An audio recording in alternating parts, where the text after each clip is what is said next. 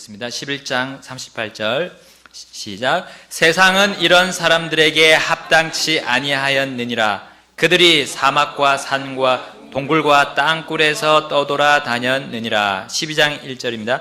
그러므로 증인들이 이렇게 큰 구름을 이루며 또한 우리를 둘러싸고 있으니 모두 무거운 것과 너무 쉽게 우리를 얽어매는 죄를 우리가 떨쳐버리고 인내로 우리 앞에 놓인 경주를 달리며 우리의 믿음의 창시자요 또 완성자이신 예수님을 바라보자. 그분께서는 자기 앞에 놓인 기쁨으로 인해 십자가를 견디사 그 수치를 멸시하시더니 이제 하나님의 왕좌 오른편에 앉으셨느니라. 죄인들이 자기를 대적하여 이처럼 거역한 것을 견뎌내신 분을 깊이 생각할지니 이것은 너희가 너희 생각 속에서 지치고 기진하지 아니하게 하려 함이라. 아멘. 기도하시겠습니다. 하나님 아버지, 주님의 말씀 저희들에게 또 주셔서 감사합니다. 저희들의 영이 또 새롭게 태어났습니다. 그리고 저희들 혼은 이 말씀으로 또 계속해서 단련을 받고 주님 앞으로 더 가까이 나아갈 수 있도록 해주신 것 감사합니다. 하나님, 이 시간 성령님께서 저희들을 인도해 주셔서 이 말씀을 또 깨닫게 해주시고 저희들이 가야 할 방향 또 저희들이 가야 할 믿음의 경주를 잘 달리는 방법들을 배우게 해주십시오. 예수님의 이름으로 기도드립니다. 아멘. 앉으시겠습니다.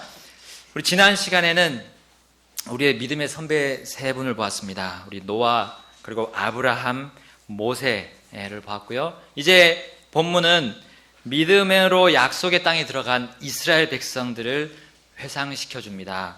또한 그 상황, 바로 무너질 여리고 성벽에서 믿음으로 구원받은 라합을 또한 기억해야 하고 있습니다. 또한 바울은 약속의 땅을 소유한 이후에 사사시대의 사사들과 또 왕국시대 다윗 비롯한 대언자들에 대해서 말하고 있습니다.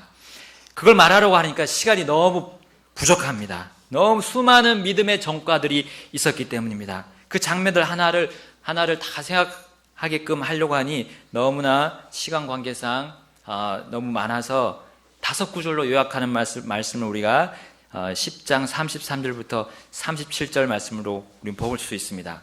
여러분, 바로 이 장면들은 구약 성경을 통해 우리에게 하나하나의 그 빛나는 승전보를 우리에게 알려주고 있습니다. 바로 출애굽 이후에 유일하게 광야에서 죽지 않고 왕국들을 정복하여 약속의 땅 가나안 땅을 소유한 그 두 사람이 있었습니다. 오늘 오전에도 목사님 말씀하셨는데 여호수아와 갈렙입니다. 그리고요, 거기 사자들의 입을 막은 사람이 나오는데 바로 다니엘입니다.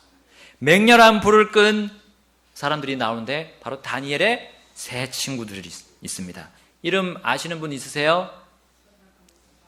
예, 그 이방에서 준 그 이름, 그 신들의 이름을 따라서 준 거는 우리가 기억이 잘 하는데 그들의 원래 이름은 잘 기억이 안 납니다. 그래서 저도 자세히 보니까 하나냐, 미사엘, 아사랴가 그들의 원래 이름이었습니다. 사드락, 메삭, 아벳느고는 이건 우리 잘 너무나 많이 기억이 나는데 하여튼 이 세 친구였습니다. 그 맹렬한 불을 껐어요.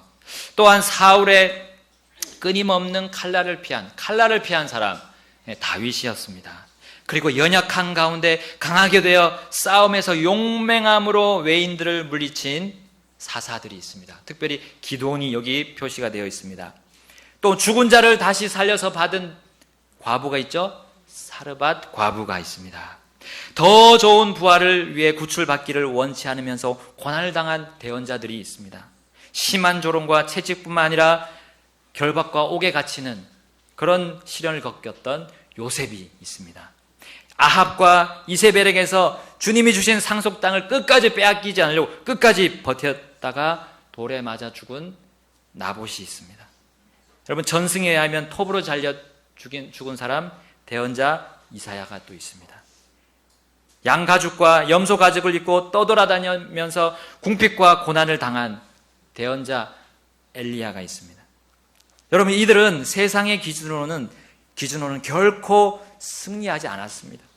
그러나 그들은 세상의 기준과 다른 삶을 살았기 때문에 여기 우리 승전의 기록에 당당히 그들은 들어와 있습니다. 그들은 다른 삶을 살았습니다. 이 세상에 합당한 삶을 살지 않았습니다.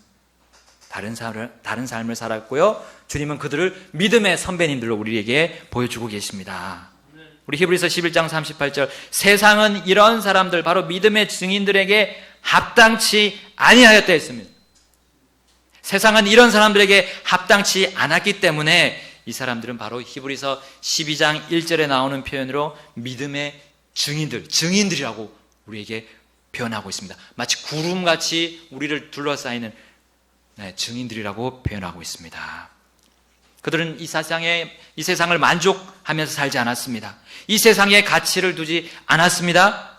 우리 38절에 보면 합당하다고 번역된 그 영어 단어는 worthy입니다. worthy는 가치 있는, 훌륭한 이런 뜻이 있고요.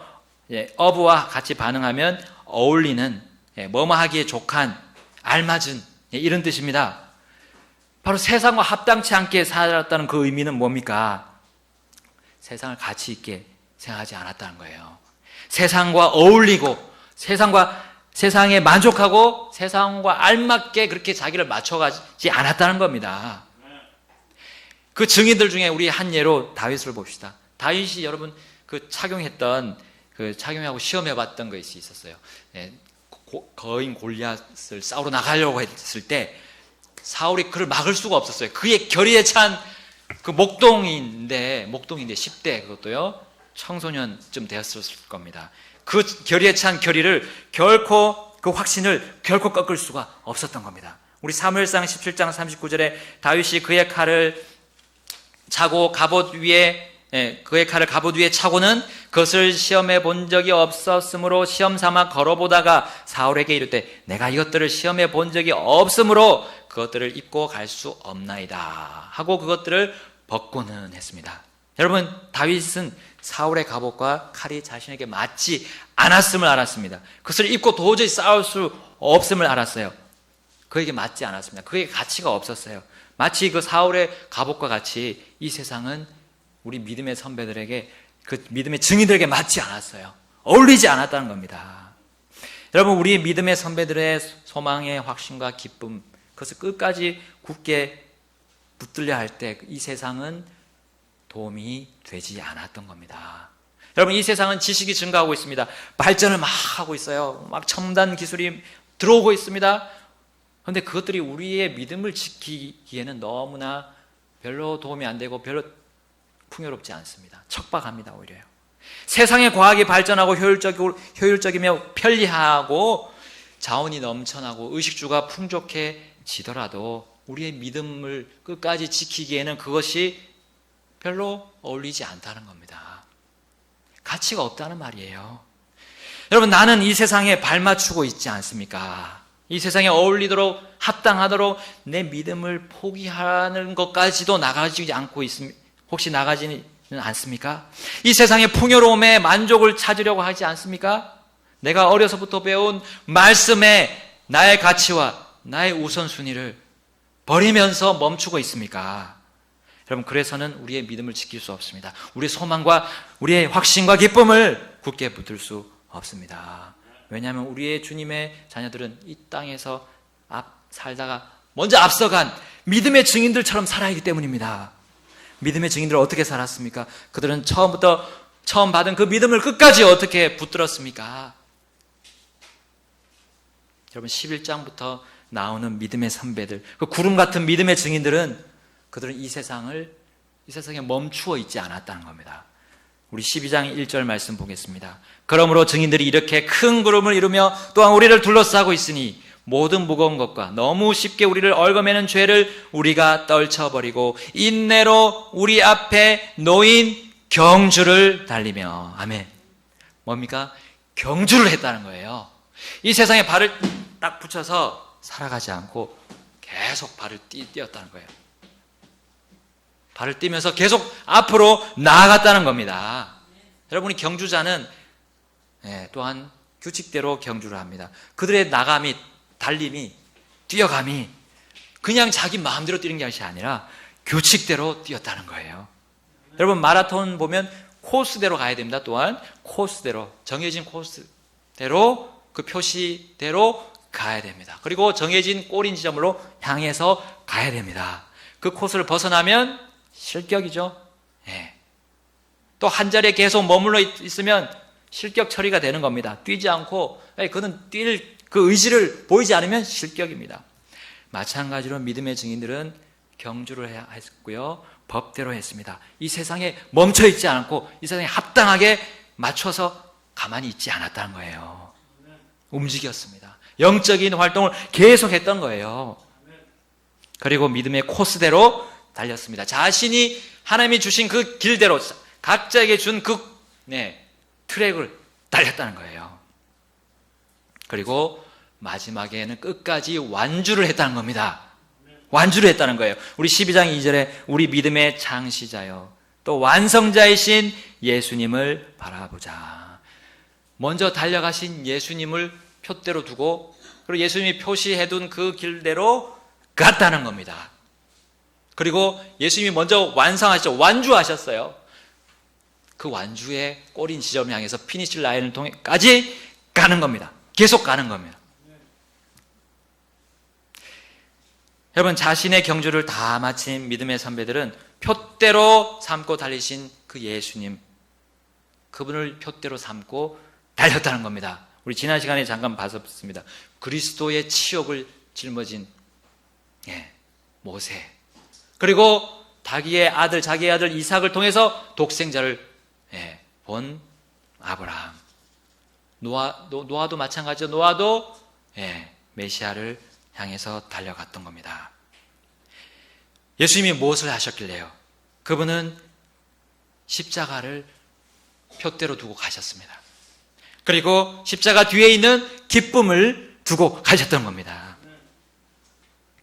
그래서 그 모든 옆에서 달리는 동안에 옆에서 치고 들어오는 멸시와 조롱과 손가락질을 다 달게 받으셨던 겁니다. 여러분, 이 세상은 그렇게 예수님을 가만히 두지 않으셨습니다. 여러분, 그 당시에 사두개인들과 바리새인들, 명망 있고 정치적으로 뛰어나고 존경받는 사람들이 예수님 주위를 어슬렁 거렸습니다. 예수님한테서 뭔가 그분을 이용해 보려고 했던 거예요. 그런데 예수님은 신경 쓰지 않았습니다. 왕들도요, 총독, 또 그분에게 명성과 인기를 한번, 또 지혜를 한번 구해보려고 관심을 보였습니다. 그러나 예수님은 그들과 맞춰서 살지 않으셨습니다. 오직 십자가를 향해 달려가셨습니다. 그리고 다 이뤘다 라고 하시면서 그 경주를 완주하셨던 겁니다. Finished. 끝났다. 완주하는 거죠. 골이 내는 겁니다. 우리 믿음의 창시자여 완성자이신 예수님을 바라보면 우리는 분명히 완주할 수 있습니다. 아멘. 그런데 그분을 보지 않고 무엇을 보느냐는 거예요. 세상을 보고 있습니다.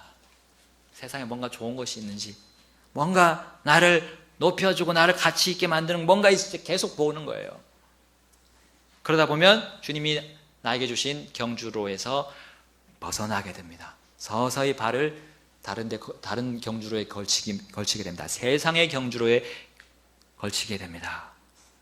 그러면 나의 경주는 어떻게 돼요? 지체가 되고요. 점점 속도가 떨어지고 이제 마치 뒤로 달리는 것처럼 비정상적인 삶을 살게 됩니다. 뒤로 달리면 주님은 기뻐하지 않으신다고 우리 10장에 말씀하고 있습니다. 세상은 믿음의 경주를 달리는 우리를 가만히 두지 않으십니다. 예수님께 한 것처럼 우리에게도 계속해서 옆에서 어슬렁거리고 끈적거리면서 마치 우리 마라톤 가다 보면 물을 주잖아요. 음료수를 주잖아요. 그럼 꼭 마셔야 됩니다. 근데 그들은 썩은 물을 줘요. 가치 없는, 도움이 되지 않는 물을 줘요. 그래서 배가 아파가지고 중간에 쓰러지도록 마치 만드는 것처럼 독소가 든 물을 준다는 겁니다. 그것을 마시는 순간 우리는 넘어지고 멈추게 되고요. 그리고 경주로를 이탈해서 세상에 말을 붙이려고 하게 될 것입니다. 그것에 대해서 우리 히브리서 12장 1절에서 이렇게 말하고 있습니다. 그 썩은 물, 가치 없는 음료수를 바로 무거운 것, 모든 무거운 것이라고 말하고 있고요. 두 번째는 너무 쉽게 우리를 얽어매는 죄라고 표현하고 있습니다. 첫 번째로 세상은 무거운 것으로 믿음의 경주를 방해합니다. 경주자는 악천후 속에서도 앞으로 달려가기 위해서 몸을 최소한 가볍게 합니다. 가벼운 옷, 가벼운 신발 신고 뛰잖아요. 여러분 믿음의 경주도 그렇습니다. 세상은 마치 이 경주를 뛰지 못하도록 무겁게 만듭니다. 우리의 몸을 무겁게 만듭니까? 그러면 문제가 없을 것 같아요. 왜냐하면 단련이 되니까. 몸을 무겁게 하려고 우리 막 경주자들이 모래주머니를 차고 뛰잖아요. 괜히 무겁게 해서 뜁니다. 자, 그렇게 훈련을 받은 이 경주자들은 그 무거운 걸 벗어내는 순간 엄청 가벼워지잖아요. 그래서 한번 겪어본 사람들은 그렇게 말합니다. 저는 아직 못 겪어봤는데 너무 가벼웠대요. 그렇게 하면. 그런데 세상은 몸을 무겁게 하는 게 아니라 우리 히브리서 12장 3절처럼 너희 생각 속에서 우리의 생각을 무겁게 만든다는 거예요. 여러분 무겁다는 것은 뭔가 질량이 많다는 거예요. 양이 많고 그렇다는 걸 우리는 인식합니다. 생각이 많다는 거예요. 그러면 생각이 무거워지고 우리는 지치고 기진하게 될 겁니다. 우리의 생각이 왜 이렇게 복잡합니까? 단순해야 되는데요. 내가 이 세상 인생의 경주로, 우리 믿음의 경주를 뛰는데 생각이 왜 이렇게 많아집니까? 우리의 목표는, 우리의 표대는 예수님인데 다른 것들, 다른 세상의 것들, 많은 것들을 보니까 무거워져요. 생각이 무거워집니다. 지칩니다. 달리다가 주저앉게 되는 거예요. 세상에서 들어오는 생각들, 그 많은 생각들이 있습니까? 그것들로 우리는 삶을 살면 안 됩니다. 생각을 한 가지로 맞춰야 됩니다. 내가 왜 믿음을 경주를 하고 있는가? 내가 왜 이 세상을 사는가? 이거는 원론적인 근본적인 생각으로 향해 가야 됩니다. 고민이 왔을 때, 우리가 왜 이 세상을 사는가? 고민이 왔을 때, 나는 왜 이 세상을 삽니까? 나는 왜 어디로서 와서 어디서 옵니까? 거기에 대한 근본적인 문제가 어디입니까? 하나님과 나와의 관계입니다. 하나님과 나와의 관계. 거기에 집중해야 된다는 겁니다. 그것을 해주는 게 바로 우리 지금 하고 있는 우리 금식, 기도입니다. 내가 하나님과 관계가 제대로 정립이 되고 있는가? 그걸 생각할 때요. 그걸 깊이 생각할 때 우리의 마음은, 생각은 가벼워지게 될 겁니다. 여러분, 제가 옛날에 10km를 뛰었을 때가 있었습니다. 지금은 엄두를 못 내겠는데, 그걸 뛸 때 제 경험이 한 4, 5km까지는 정말 힘듭니다. 정말 지치고요. 이거는 정신까지 막 이렇게 혼미해지고요. 몸 전체가 떨립니다. 막 이렇게 경련이 일어날 정도로 굉장히 벅찹니다.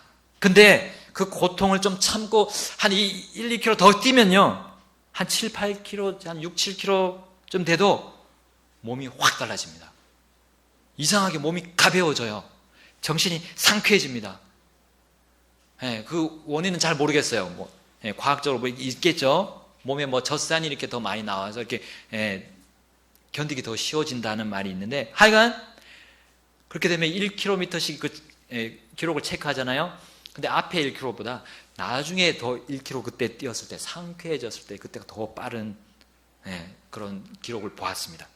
여러분, 생각을 표대에 고정시켜야 됩니다. 제가 그때 10km를 뛴다고 딱 고정했을 때 그런 결과를 제가 체험을 했거든요. 마치 그와 같이 내가 지금 인생길에 어려운 일이 있잖아요. 고난이 올 때가 있잖아요. 그 상황에서 내 생각이 나눠지면 이제 많아지고 나눠지게 되면 문제가 생깁니다. 표대를 예수님을 목표로 봤던 표대를 치워버리면 그때는 무거워진다는 거예요. 여러분, 우리 최초의 완주자이신 예수님을 바라봐야 됩니다. 예수님을 바라봐야 됩니다. 나의 소망의 확신과 기쁨이신 예수님을 끝까지 그렇게 되면 붙들 수 있게 됩니다. 또한 나의 경주를 무겁게 하는 것은 이 세상의 영향력입니다.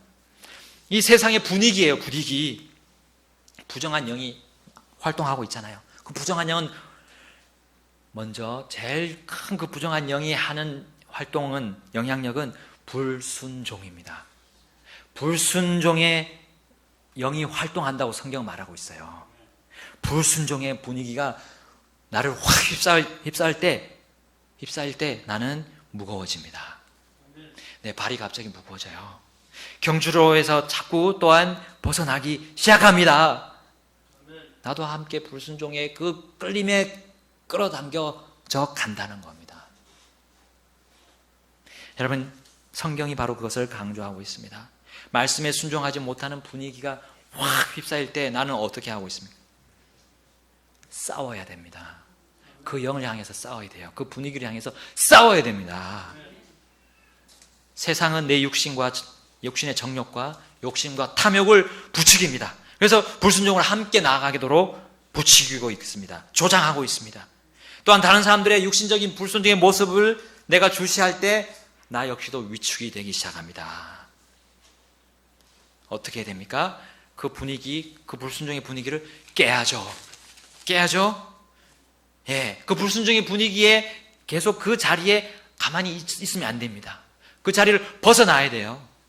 내가 그 자리에서 정말 말씀의 온유함으로 지혜로 인도해서 바로 잡아주지 못하는 지경이라면, 그런 나의 형편이라면 빨리 그 자리에서 나와야 됩니다. 예. 그 일을 위해서 특별히 사역자가 있습니다. 우리 목회자가 있습니다. 목사님이 있고요. 교사들이 있습니다. 그 일을 해주는 거예요. 예, 바로 잡아주는 거. 총대를 맸습니다. 어쩔 수 없습니다. 해야 됩니다. 힘들어도 해야 됩니다. 그런데 어떤 사람들은 자꾸 목사님이 할 일을 자꾸 하려다가 오히려 분위기를 악화시킵니다. 내가 온유함으로 정말 절제하면서 내 힘을, 그 영적인 힘을 절제할 수 있는 그게 있다면, 온유함이 있다면, 우리 온유함을 배웠잖아요. 그 온유함이 없다면 함부로 지도하여서는 안 됩니다. 큰일 납니다. 불난 집에 부채질하는 격이 될 수도 있습니다. 여러분, 믿음의 경주를 포기하도록 만들 수도 있습니다. 정말 말씀에 순종하여 온유함으로 하지 못하는 지경이라면 빨리 그 나를 무겁게 짓누르는 자리에서 벗어나고요, 주님을 봐야 됩니다. 예수님을 봐야 됩니다. 나와의 관계가 지금 제대로 정립되어 있는가를 먼저 확인해야 되겠습니다. 주님은 나의 달려갈 길을 끝마치라고 했습니다. 다른 사람의 달려갈 길이 아니라요, 나의 달려갈 길을 마치라고 바울은 고백했잖아요. 나의 달려갈 길, 나의 경주로를 달리라고 했습니다. 끝까지 달리라고 했습니다. 두 번째는, 세상은 너무 쉽게 얽어매는 죄로 믿음의 경주를 방해합니다. 무거운 짐을 내가 짓누르게 되면 이제 범죄하기 매우 쉬운 상태가 된다는 거예요. 그래서 내 발이 얽매여서 갈 수가 없습니다. 여러분, 그것이 바로 죄의 길입니다. 죄의 길입니다. 믿음의 경주에서 뒤처지는 일은 바로 그것이 죄라는 겁니다. 하나님이 죄라고 말씀하시는 거예요. 내가 가고 있는 그 경주를 계속 달리지 못하는 것이 죄라는 겁니다. 그러면 주님이 기뻐하지 않기 때문에요. 뒤로 물러나는 것처럼 주님이 보시기에는 그는 뒤로 물러가는 것처럼 보입니다. 그렇잖아요. 우리 관중의 입장에서 보십시오. 뛰다가 갑자기 점점점 멈추면 가던 사람들하고 비교가 되잖아요. 잘 가는 사람들하고 멀어지고 있습니다. 계속 멀어집니다. 그리고 주님이 표대 맨 그 꼬린지점에서 봤을 때 점점 멀어지고 있습니다. 뒤로 물러나고 있습니다. 기뻐하지 않으시고 그것이 죄라고 말씀하시는 겁니다. 여러분, 우리가 그 시간 주님을 섬기는 일, 주님을 바라보는 일과 주님을 섬기는 일을 하지 않게 되면, 내가 맡은 일을 하지 않게 되면 어디다 시간을 보낼까요? 어디다 재능을 드릴까요? 어디다 물질을 드리게 될까요? 세상입니다. 그리고 내 육신입니다. 그리고 마귀에게 주는 것과 다름없습니다. 하나님은 이러한 상태에 있던 히브리 그리스도인들을 보셨습니다. 너무 무거운 것과 너무 쉽게 우리를 얽어매는 그 죄 가운데서 기진하고 쓰러져 있는 히브리 그리스도인들을 보셨던 겁니다. 그리고 어떻게 하겠습니까? 하나님이 그런 자녀들이 그렇게 하고 있으면 어떻게 하겠어요? 격려할 거 아닙니까? 다시 일어나라! 박수치면서 다시 일어나라! 할 거 아닙니까? 진정한 아버지라면요. 진정한 사랑을 가지신 아버지라면 그렇게 하실 겁니다. 그리고 그들에게 마지막 경고를 하실 거예요. 히브리서 12장 3, 4절이 이렇게 말하고 있죠. 죄인들이 자기를 대적하여 이처럼 거역한 것을 견디어내신 분을 깊이 생각할지니 이것은 너희가 너희 생각 속에서 지치고 기진하지 아니하게 하려 함이라. 너희가 죄와 싸우되 아직 피 흘리기까지 대항하지는 아니하였노라. 아멘. 그럼 다시금 예수님이 어떤 경주를 다니셨는지 그분을 깊이 생각하라고 재차 말씀하고 있습니다. 마치 경주자의 발을 걸려 넘어뜨리는 것들을 빨리 밖으로 걷어내라는 거예요. 우리 뛸 때 뭐 앞에 있으면 넘어지잖아요. 마라톤 선수들이 막 앞에 사람이 끼어들어가지고 막 넘어지는 걸 옛날에 봤으면 빨리 치워야 되잖아요. 죄들 다 치워야 돼요. 근데 그 죄를 치우는 작업이 대충 한다는 겁니다. 대충. 피 흘리기까지 하지 않고요. 대충 한다는 거예요. 피 흘린다는 말은 뭡니까? 생명. 내 생명을 잃는 한이 있더라도 그 죄를 치우려는 거예요. 내 죽기까지 하라는 거예요. 죽기까지 그 죄에서 빠져나오기 위해서 노력을 하라는 겁니다. 여러분, 어떤 내가 죄를 발견했어요. 아주 그 작은 죄입니다. 근데 그거를 거기서 빠져나오려고 내가 애를 쓰지 않습니다. 내 생활을 정리하면 그 죄를 치워서 내 생활을 정리하게 되면 뭔가 나에게 불이익이 올 거라고 생각합니다. 손해가 올 거라고 생각합니다. 내가 가는 이 꿈, 내가 이루고 하자는 꿈에 뭔가 방해가 된다고 생각할 수 있습니다. 그렇기 때문에 내가 그 죄를 벗어버리지 못하고 떨쳐버리지 못하고 죽기까지 그것을 피 흘리기까지 몰아내지 못하고 있다는 거예요. 차일, 피일 미루면 어떤 일이 옵니까? 우리 주님의 자녀라면 차일, 피일 미루게 될 때 오늘 본문의 12장 5절에서 11절 말씀한 것처럼 징계가 옵니다. 히브리서 12장 5절부터 11절 말씀에 우리 옛날에도 많이 보았던 겁니다. 하나님은 가만히 두지 않으세요. 사랑을 가지고 계시기 때문에 채찍을 드십니다. 그 채찍의 목적은 무엇입니까? 바로 11절 말씀에 나옵니다. 이제 어떤 징계도 그 당시에는 기쁘게 보이지 아니하고 슬프게 보이나 그럼에도 불구하고 나중에는 그것으로 말미암아 징계로 말미암아 단련된 자들에게 그것이 의의 화평의 열매를 맺느니라. 아멘. 징계를 통해서 그들의 가는 발걸음을 바로 자기가 가야 될 경주로로 옮겨주신다는 거예요. 그리고 그 길을, 그 경주를 계속 달릴 수 있게 힘을 주시려고 단련시켜 주신다는 겁니다. 징계가 너무나 필요합니다. 주님의 징계가 없으면 우리는 제대로 된 경주로를 달릴 수가 없습니다. 세상과 합하게 되고요. 세상에 어울리게 살다가 주님 앞에 부끄러운 얼굴로 만나게 될 것입니다. 디모데후서 4장 7, 8절에 이렇게 말씀합니다. 내가 선한 싸움을 싸우고 나의 달려갈 길을 마치고 믿음을 지켰은즉 이후로는 나를 위하여 의의 관이 예비되어 있나니. 아멘.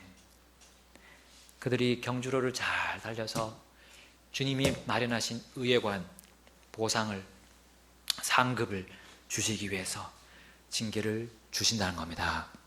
우린 징계를 달게 받아야 됩니다. 그리고 징계 올 줄 알면서도 계속 내 뜻대로 내 원하는 길대로 달려가는 일은 없어야겠습니다. 여러분, 정리하겠습니다. 하늘의 보상, 우리 하늘의 보상이 있다고 했습니다. 우리 경주로를 내가 달려갈 길을 마치게 되면, 완주하게 되면 하늘의 보상이 분명히 있다고 했습니다. 의의 관입니다. 그것은 욕심을 내도 괜찮습니다. 탐욕이 아닙니다. 하늘의 보상을 진정 바라는 사람은 이 세상과 어울리게 살려고 목을 매지 않습니다. 너무 쉽게 우리를 얽어매는 죄를 범하지 않기 위해 우리는 무거운 것들을 다 벗겨내야 됩니다. 다 벗어야 됩니다. 바로 그 점에 대해 우리 12절부터 16절까지 말씀합니다. 그러므로 늘어진 손과 연약한 무릎을 일으켜 세우고 너희 발을 위해 곧은 행로들을 만들지니 이것은 저는 것이 길에서 벗어나지 아니하고 고침을 받게 하려 함이라. 모든 사람과 더불어 화평과 거룩함을 따르라. 그것들이 없이는 아무도 주를 보지 못하리라. 부지런히 살펴 하나님의 은혜에 이르지 못하는 자가 없게 하고 쓴 뿌리가 돋아나 너희를 괴롭게 하거나 그것으로 말미암아 많은 사람이 더럽게 되지 않도록 할지니 이것은 음행하는 자나 혹은 먹을 것 한 조각을 위해 자기의 장자권을 판 에서와 같이 속된 자가 있지 아니하게 하려 함이라. 아멘. 주 예수님을 바라보지 않고 그분을 깊이 생각하지 않은 채 달리게 되면 나는 고든 행로를 벗어나게 됩니다. 그리고 다른 행로, 바로 세상에 발을 붙이게 됩니다. 그리고 한 번, 두 번 거기서 계속 발을 디껴 나갈 때 갑자기 걷잡을 수 없이 몸 전체가 죄인들의 자리에 서게 될 것입니다. 죄인들의 코스에 서게 될 거예요. 현재 내 자리, 내 코스가 어떤 자리이며 어떤 코스인지 확실하게 봐야 됩니다. 확실하게 두 눈 뜨고요, 봐야 돼요. 내 마음을 한번 보십시오. 내 생각을 한번 살펴보십시오. 멍하게 보지 말고요, 주님이 주시는 시선, 주님의 눈으로, 주님의 말씀으로 보십시오. 그러면 그 코스가 순종의 코스인지 불순종의 코스인지 분명히 알 수 있게 될 것입니다. 불만의 자리인지 불평의 자리인지 아니면 만족과 기쁨의 자리인지 감사의 자리인지 우리는 분명히 알 수 있게 될 겁니다. 내 주위의 분위기가 어떻습니까? 영적입니까? 나를 주님으로 이끌어주고 주님의 생각으로 이끌어주는 분위기입니까? 아니면 불순종하고 불경건한 그런 쪽으로 계속해서 나의 거룩한 생활을 망치는 자리로 인도합니까? 쓴뿌리, 바로 상처잖아요. 그 상처가 내 마음속에서 돋아나는데도 가만히 두고 있지 않습니까? 그 상처가 지체들을 괴롭히고 있는데도 그 쓴뿌리를 가만히 두고 물을 주고 기르고 있지 않습니까? 그러면 나는 또 무거워집니다. 나는 또 무거워집니다. 내 경주로를 달릴 수 없게 됩니다. 그것을 가만히 두면요, 탐욕의 열매를 맺게 되고요, 마치 장자권을 먹을 것 한 조각을 위해 팔아버린 에서와 같이 속된 자리, 속된 경주로를 달리게 되고요, 세상에 알맞은, 세상과 알맞은 사람이 될 것입니다. 그러게 되면 주님의 징계는 혹독하게 될 겁니다. 여러분, 쓴뿌리를 잘라냅시다. 쓴뿌리, 상처, 내 속에 있는 상처 잘라내야 됩니다. 그것이 나를 죄짓게 합니다. 다른 사람도 더럽게 만든다는 겁니다. 우리는 모든 이들과 거룩함과 화평을 따르고 있습니다. 거룩함과 화평, 용서하고 긍휼을 베풀어야 됩니다. 긍휼을 베풀어야 할 사람들 우리는 주님이 계속 보여주고 있습니다. 우리 같은 지체들, 또 구원받아야 할 우리 가족들, 친지, 이웃들, 친구들, 긍휼을 베풀 시간만 해도 너무나 부족합니다. 주님은 그렇게 그걸 위해서, 그 일을 위해서, 우리가 긍휼을 베풀고 용서할 수 있도록 하기 위해서 그분은 먼저 긍휼과 용서를 십자가에서 보여주시면서 완주하셨습니다. 아멘. 혹시 징계를 받고 있다면 그 징계의 목적 오늘 말씀하셨습니다. 그 목적의 이유, 나를 바르게 만드는 것, 나를 원래 자리로, 원래 코스로, 경주로로 인도하시는 하나님의 사랑이다. 믿고 달게 받고요. 또 계속 잘 달리던 믿음의 자녀들은 그 코스를 결코 벗어나지 맙시다. 믿음을 더욱 확고히 하고요, 주님이 주시는 은혜를 힘입어서요, 은혜를 힘입어서 계속 우리는 전진해야 되겠습니다. 여기 28절 보겠습니다. 맨 마지막 절 28절, 11장 28절입니다. 시작. 그러므로 우리가 움직일 수 없는 왕국을 받을진대 은혜를 소유하자. 이 은혜를 힘입어 우리가 공경하는 마음과 하나님께 속한 두려움을 가지고 받으실 만하게 하나님을 섬길지니. 29절, 우리 하나님은 소멸시키는 불이시니라. 하나님 끝까지 징계돼서 말씀합니다. 소멸시키는 불이다라고 했습니다. 베드로는 이렇게 말씀했습니다. 베드로를 통해서 하나님은 베드로전서 4장 4, 5절에 이 점에서 그들이 바로 세상 사람들이 너희가 자기들과 함께 다름질하여 그와 같은 극한 방탕에 이르지 아니함을 이상히 여기며 너희를 비방하나 그들은 산자들과 죽은 자들을 심판할 준비가 되신 분에게 회개 보고를 하리라. 아멘. 세상은 우리 옆에서, 우리가 경주하는 그 옆에서 계속 같이 뛰는 것처럼 하면서요, 왜 너는 방탕함에 빠지지 않아? 하면 이상히 여기는 거예요. 왜 너는 세상과 맞지 않게 살아? 계속 비방하고 욕합니다. 예. 그렇게 하더라도 우리는 나의 코스를 달려가는 겁니다. 완주해야 되는 겁니다. 왜냐하면 심판자께서 회개보고 자리로 모든 사람을 심판하실 것이기 때문입니다. 다 같이 기도하시겠습니다.